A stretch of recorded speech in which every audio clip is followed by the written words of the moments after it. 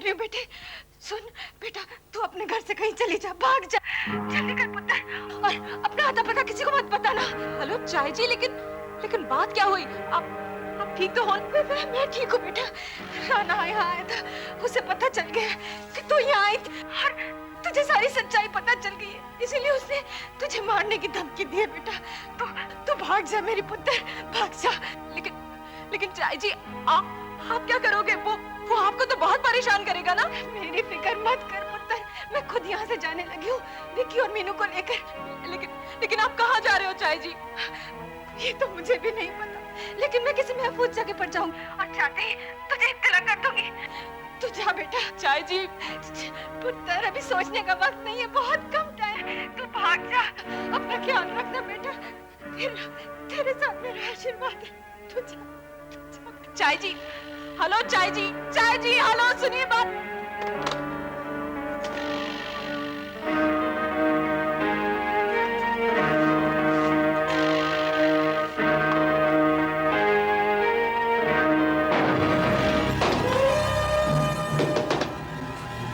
दरवाजा खोलो, हराम की औलाद, दरवाजा खोल। दरवाजा खोल, मैं कहता हूँ, दरवाजा खोल। मैं तुझे और तेरी माँ दोनों को खत्म कर दूंगा।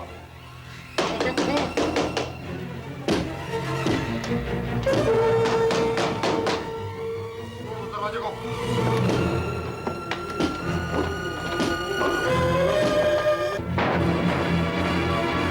इस तरह से बाहर निकला, सुन रही है कि नहीं तू? साली इधर से भाग होगी, जा पकड़ के लाओ उसको, जा जल्दी। राणा से टक्कर लेके तूने ठीक नहीं किया। राणा के सामने ना तू टेक पाएगी ना तेरी माँ। अरे तुम आओ आओ आओ।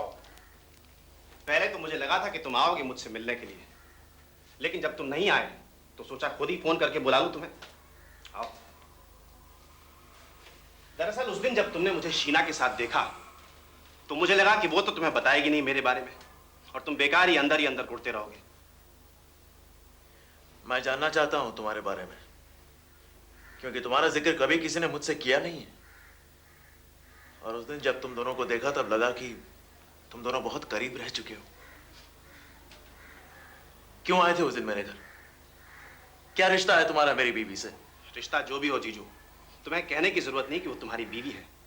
तुम अगर सिर्फ शीना कहोगे तो भी वो तुम्हारी बीवी रहेगी, सबको पता है ये। लेकिन सच कहूं तो वो तुम्हारी बीवी होकर भी तुम्हारी बीवी नहीं है। क्या मतलब है तुम्हारा?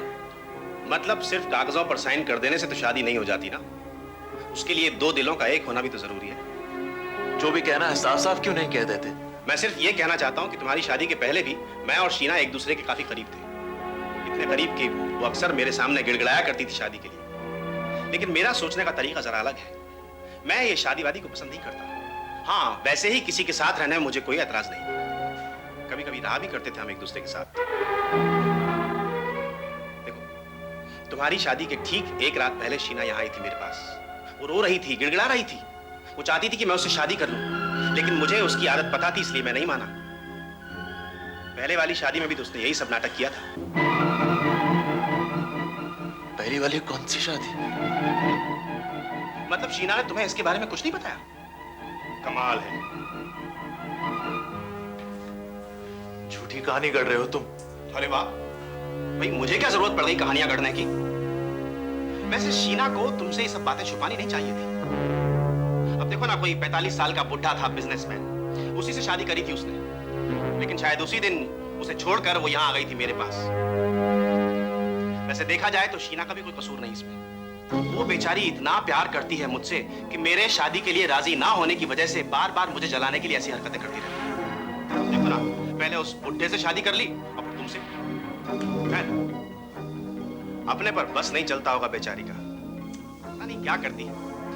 वैसे लड़की अच्छी है, प्यारी है, समझदार है। तुम अगर उसे प्यार से समझाओ तो। कहां चला गया? लगता है और ज्यादा सुन नहीं पाया। खैर, अब आएगा मजा। शीना की बच्ची, अब देखना मैं क्या करता हूं तेरा अंजाम।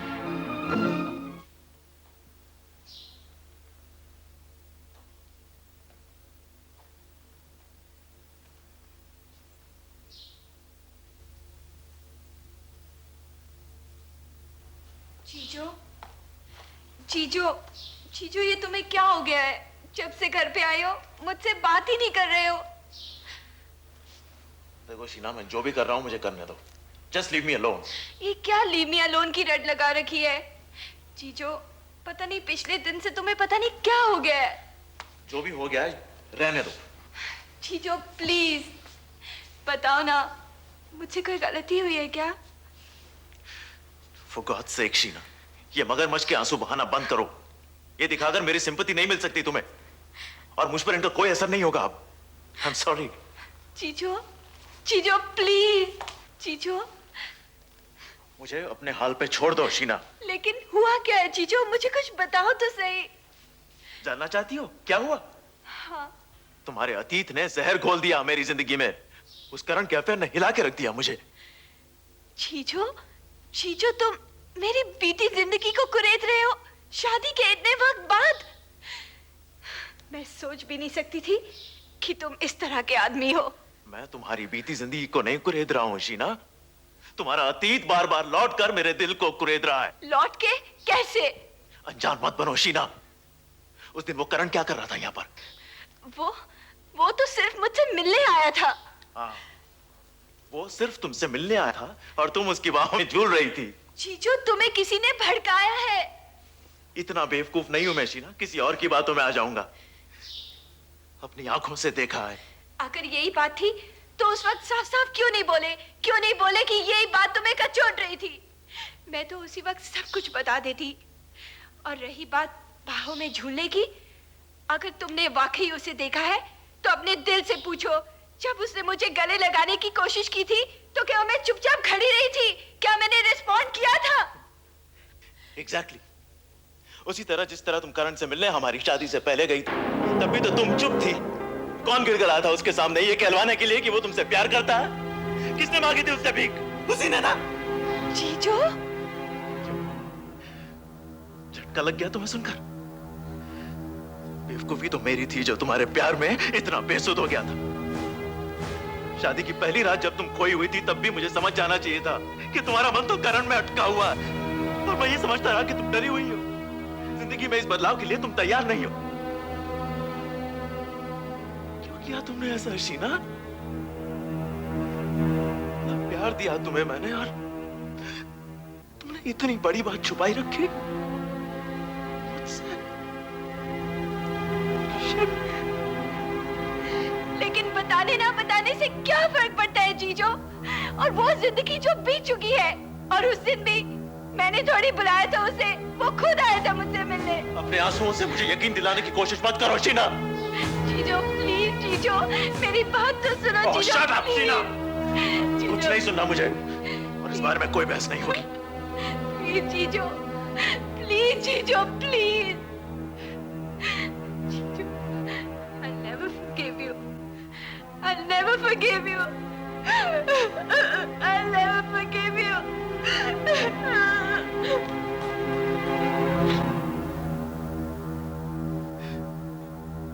तुमने क्यों नहीं बताया मुझे पहले? ऐसा क्यों किया तुमने मेरे साथ? मैं नहीं चाहता कोई दूसरा तुम्हारे बारे में जो मर्जी आए बकवास करता चला जाए। नहीं बर्दाश्त कर सकता मैं, नहीं होता मुझसे बर्दाश्त।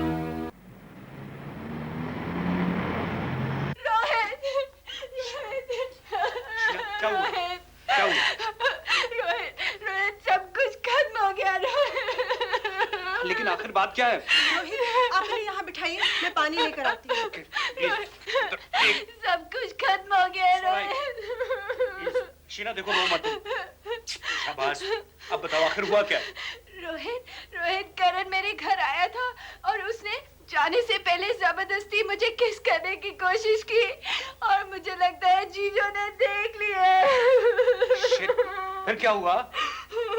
तब से वो मुझसे बात ही नहीं कर रहा है, और किसी ने उसे बोल दिया है कि मैं शादी से एक दिन पहले करण के घर पे गई थी और उसके सामने गिड़गिड़ाई थी।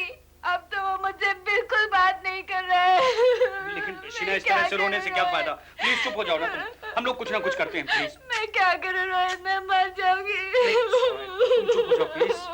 ये लो, पहले पानी पी लो। शीना थोड़ा सा पानी पी लो प्लीज शीना। देखो शीना, इस तरह रोते नहीं। इन दिनों तुम्हारा खुश रहना बहुत जरूरी है बच्चे के लिए। हाँ? प्लीज प्लीज शीना, साले करण के बच्चे को ठीक करना ही होगा। आप कहाँ जा रहे हैं? करण के पास, उसे अपने किए की सजा मिलनी ही चाहिए। मैं भी आती हूँ आपके साथ। नहीं तुम यहाँ रुको शीना के पास, इसे जरूरत है तुम्हारे। शीना जीजो, ऐसे रोते नहीं। Don't cry baby. मैं क्या करूं? चुप हो जाओ। क्या हुआ? क्या हुआ? आज तेरी तबीयत ठीक करनी है। इतनी सालों से तुझे झेलते आ रहे हैं, सोचा आज तेरा चौखटा ठीक कर दूं। अरे रोहित, लेकिन पहले बात तो बताओ, ऐसी क्या बात हो गई? क्या बात हो गई? पता चला कि तूने क्या हरकत की। एक और मारूं अभी? देखो रोहित, ये कोई बात नहीं हुई। ठीक है, तुम मुझसे ज्यादा ताकतवर तो क्या जान से मार डालोगे मुझे? अरे सीधे सीधे बात करो ना दिमाग से। अबे दिमाग के बच्चे, आज फिर मैं खोपड़ी की सारी नसें ढीली कर दूंगा। और एक बात और सुन ले, अगर शीना के घर के आसपास भी नजर आया तो हाथ पांव तोड़ के रख दूंगा, समझे? मुझसे क्यों कहते हो तुम ये सब? अपनी उस शीना से जाकर कहो ना, वो अगर मुझसे प्यार करती है तो इसमें मेरा क्या कसूर है? वो अगर तुमको नहीं मिल पाई तो तुम मुझ पर भड़ास क्यों निकालते हो? मैं तुझे जिंदा नहीं छोड़ूंगा हरामी साले। मैं देख लूंगा रोहित। अबे तू क्या मुझे देखेगा?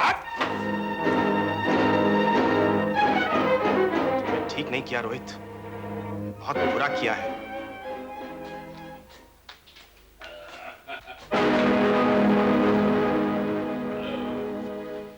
अभी तक जाग रहे हो?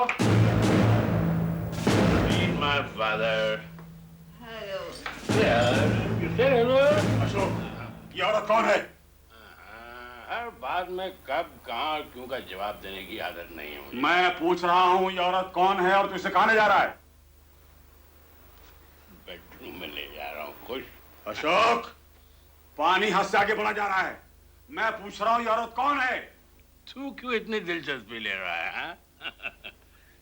औरत है मेरी, लेके आया हूँ, बेडरूम में लेके जा रहा हूँ। नहीं, बिल्कुल नहीं। औरत इस घर में एक कदम आगे नहीं बढ़ सकती। सुना तूने? सुन लिया मेरे बाप, पर समझ भी लिया। तू भी एक बात साफ साफ समझ ले, मेरे जो जी में आग करूंगा, बीच में टांग अड़ाने की जरूरत नहीं, वरना तू जानता मैं जबरदस्ती भी कर सकता हूँ। अशोक, तू मुझसे जबरदस्ती करेगा? अपने बाप से? इस बाजारू औरत को लेकर इस घर से दफा हो जा।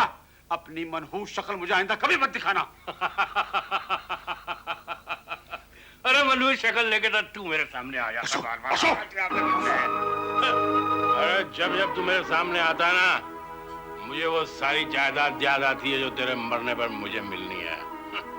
साला अभी तक खड़ा क्यों है? मरा क्यों नहीं जाता? हाँ? अशोक! अबे चिल्ला क्यों रहा है? सच तो कह रहा हूँ, तेरे मरने का तो इंतजार कर रहा हूँ मैं। नहीं, बंद कर ये बकवास और निकल जा मेरे घर से। अरे बुढ़े, में जितना तेरे से मजाक कर रहा हूँ उतना तुझसे पे चढ़े जा रहा है। तू निकल इस घर से, जा सो किसी कूड़े करकट के ढेर पे चल निकल। ये घर मेरा है और मेरे जीते जी तेरा नहीं हो सकता। चला दो यहाँ से। मैं कहीं नहीं जाऊंगा बुढ़े, मैं अंदर जाऊंगा अपने बेडरूम में। चला गया। नहीं अशोक, नहीं, तू अंदर नहीं आएगा। थप्पड़ मारा?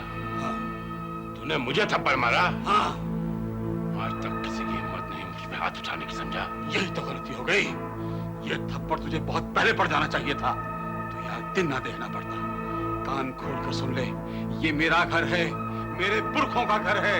इस रांड को तो अंदर लेके नहीं जा सकता। मैं इस घर को घर ही रहने दूंगा, रंडी खाना नहीं बनने दूंगा, नहीं बनने दूंगा। जो बनाना मैं बना के रखूंगा इस घर को, समझा? और तू कान खोल के सुन ले, ज्यादा होशियारी मत करना, वरना मैं क्या हूं बता दूंगा तुझे। अरे क्या कर लेगा तू? तू इस घर में नहीं जाएगा।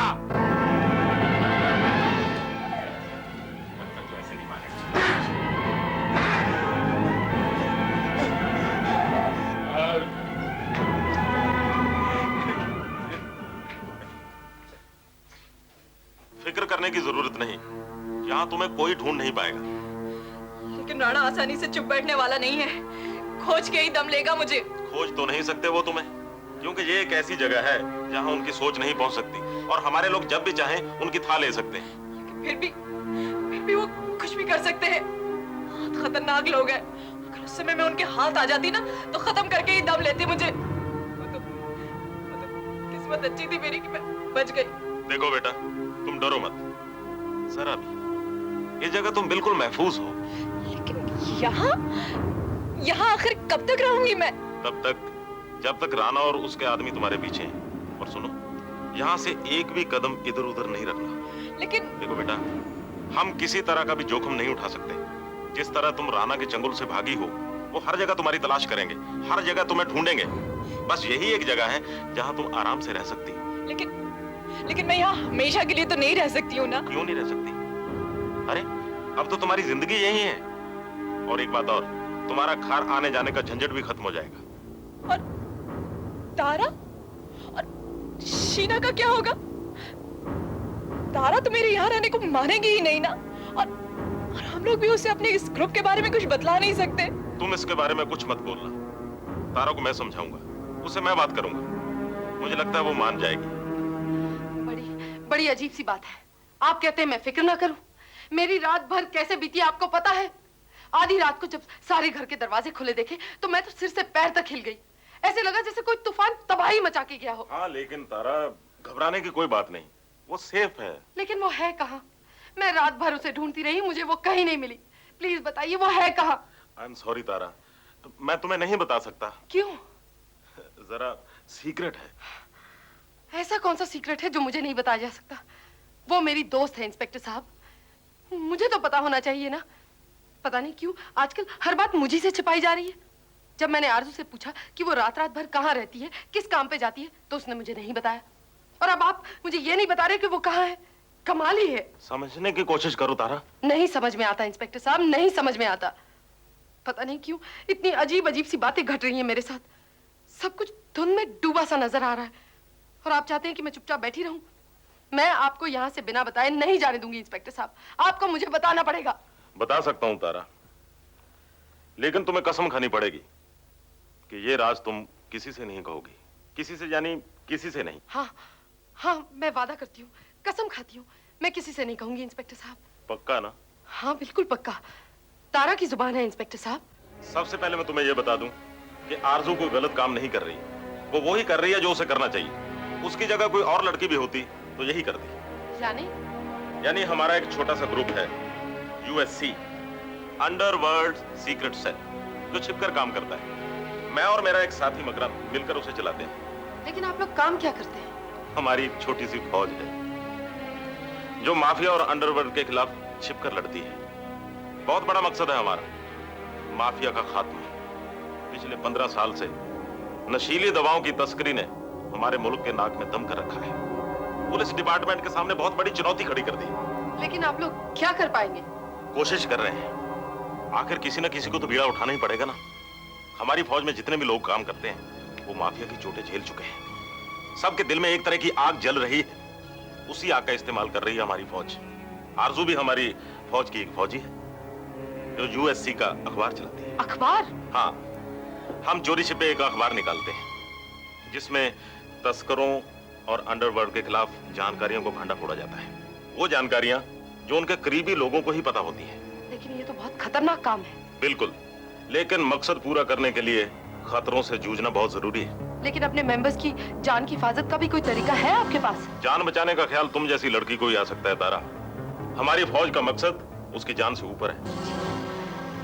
आरजू का इस तरह अपनी जान को जोखिम में डालना ठीक बात नहीं है। ठीक हो या गलत, वो करना चाहती है और अपने मन से कर रही है। जी नहीं, आप लोग उसकी सिचुएशन का फायदा उठा रहे हैं, इस्तेमाल कर रहे हैं उसका।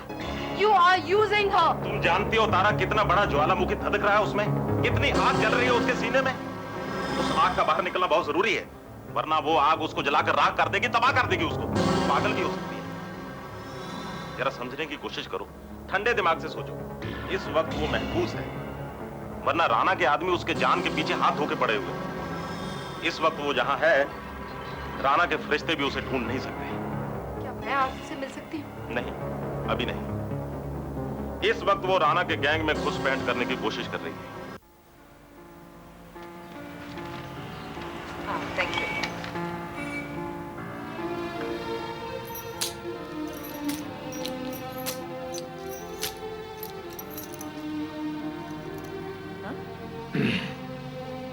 Excuse me. देखो यहाँ पे लोगों को ये दिखाओ जैसे कि तुम मुझे जानती हो और मेरा इंतजार कर रही हो। हे, अब कौन हो तुम? दिमाग तो खराब नहीं हो गया तुम्हारा? वो अपन बाद में डिसाइड कर लेंगे। मैं तुम्हारे भले की बात कर रहा हूँ। मैं जो कह रहा हूँ उसे ध्यान से सुनो। तुम शायद जानते नहीं हो मैं कौन हूँ, इसलिए इतनी आसानी से मेरे सामने आकर बैठ गए हो। वेटर! भागने की कोशिश मत करो, डरने की जरूरत नहीं है। मैं जो कह रहा हूँ उसे जरा ध्यान से सुनो। बाहर तुम्हारी कार में बम रखा है। क्या? पागल हो गए हो क्या तुम? कौन हो तुम? अब इतना वक्त तो नहीं है मेरे पास, लेकिन मैं तुम्हारा वेल विशर। और वो जिन लोगों ने बॉम्ब लगाए वो भी यहीं आसपास तुम पे नजर लगाए हुए हैं। इसलिए यहाँ से उठकर भागने की कोशिश मत करना। जब भी जाओ चुपचाप उठ जाना। जैसे ही तुम गाड़ी में चाबी लगाओगी बॉम्ब ब्लास्ट हो जाएगा। देखो मिस्टर वेलविशर, तुम जो भी हो, तुमने इस बार बहुत गलत पासा फेंका है। मैं तुम्हारी बातों से घबराने वाली नहीं हूं और मैं इस बार मुझे अगर रोकने की कोशिश की है तो भगवान मालिक है तुम्हारा। हाथ छोड़ दो। और हाँ, मैं अपनी हिफाजत खुद कर सकती हूँ। Thanks anyways. Yes yes coming. This is enough. जिन लोगों ने बॉम्ब लगाया वो डेफिनेटली मैं चेस करेंगे। इसलिए मेरी बात सुनो। उनको जरा सा भी इस बात का खटका हो गया कि मैंने तुम्हें बॉम्ब के बारे में बता दिया है तो वो तुमको तो गोली से उड़ाई देंगे, मुझको और मेरे 3 व्हीलर को भी बर्बाद कर देंगे। सुनो, यहाँ से चुपचाप अपनी गाड़ी तक जाना। उसके आगे जो 3 व्हीलर खड़ा है वो मेरा है। स्टार्ट है, उसमें जाकर के बैठ जाना। मैं तुमको वहां से भगा कर ले जाऊंगा। क्या कर रहे हो? प्लीज कर जाओ। बस बस बहुत हो चुका, पीछा छोड़िए मेरा। Please try to understand me. देखो इस गाड़ी में बॉम्ब लगा हुआ। देखो देखिए आप बहुत इस गाड़ी में बॉम्ब लगा हुआ है। जैसे तुम उसको खोलने की कोशिश करोगी ये ब्लास्ट हो जाएगा। मेरी बात समझ। इनफ। अगर आप इसी तरह दोबारा बड़बड़ करते रहे तो मैं पुलिस को बुलाऊंगी। सामने जो स्कूटर खड़ा हुआ है वो मेरा है। लगता नहीं है कि मैं। हाँ लेकिन इस गाड़ी को हटिए आप यहाँ से।